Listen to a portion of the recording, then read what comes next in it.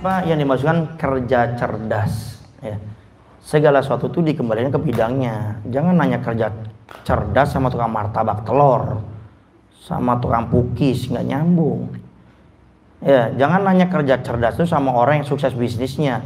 Kalau ingin berbicara kerja cerdas, artinya kerja yang akan mendatangkan manfaat dunia akhirat, datang kepada ustadz, kiai ulama. Saya punya ban motor, bannya bocor, saya datang ke tukang mie ayam, nggak bakal bisa dibenerin, rusak yang ada.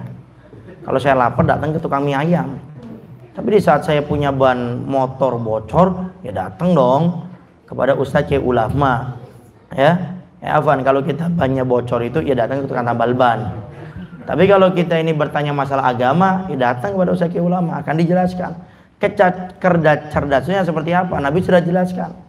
Berapa banyak orang yang melakukan perkara dunia tapi berubah menjadi perkara akhirat karena niatnya untuk akhirat. Itu kerja cerdas.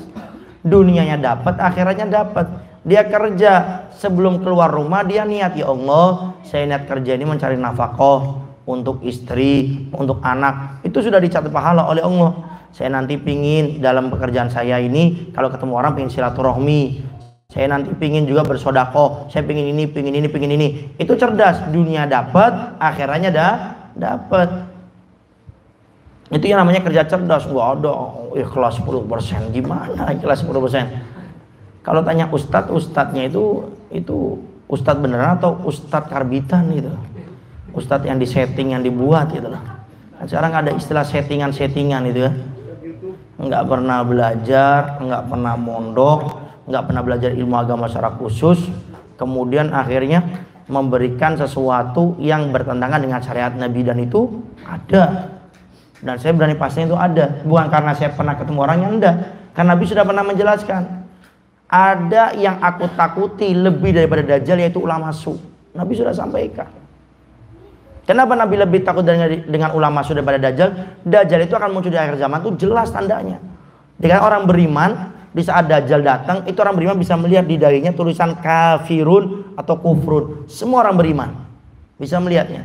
Tapi kalau ulama su, pakai gamis mungkin, pakai jubah, pakai imamah, pakai rida, mungkin dia organisasinya baik, ternyata dolun wa adollu, sesat, menyesatkan ya.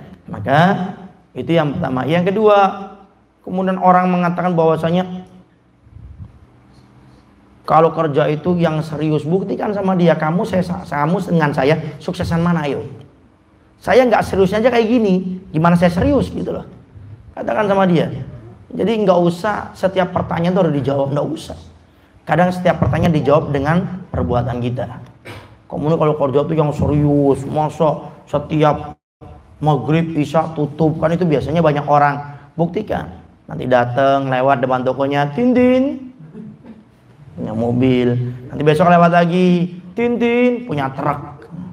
Nanti lewat lagi depannya, Tintin punya bis ya. Artinya bukan untuk menyombongkan diri, tapi apa, buktikan saja. Nggak usah repot. Kenapa? Kita harus yakin yang mengatur di situ adalah Allah, bukan manusia. Tapi kalau kita kembalikan lagi dengan beberapa hadis-hadis Nabi yang kita yakini kebenarannya, Nabi mensabdakan, innallaha takaffala li talibil ilmi birizqihi. Allah lebih menjamin rezekinya orang yang belajar ilmu agama. Ini Nabi yang sampaikan. Bahkan buka kitab Nasiihud Diniyah walau Imaniyah, Habib Abdul Haddad mengatakan, memberikan dua gambaran satu ayat dengan hadis Nabi tadi. Allah berfirman, wa ma min dabbatin fil ardi illa 'alallahi rizquha. Tidaklah binatang termasuk manusia yang merata hidup di muka bumi ini kecuali rezekinya sudah dijamin oleh Allah. Itu ayat.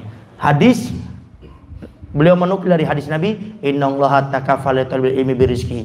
Allah lebih menjamin rezekinya orang yang belajar ilmu agama. Apa kata Imam Haddad, seorang ulama, wali kutub, bahkan beliau mau membuat madhab baru kalau seandainya tidak punya adab akhlak dengan Imam Syafi'i.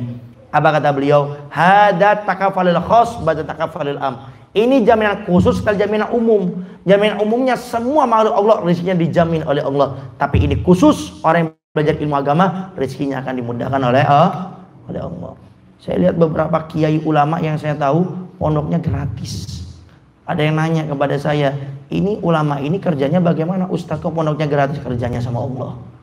Di saat orang sudah memperjuangkan agama Allah, nanti Allah kirim orang-orangnya akan memperjuangkan daripada dakwahnya. Intan surullah yansurkum wa yutsabbit aqdamakum wallahu a'lam bissawab.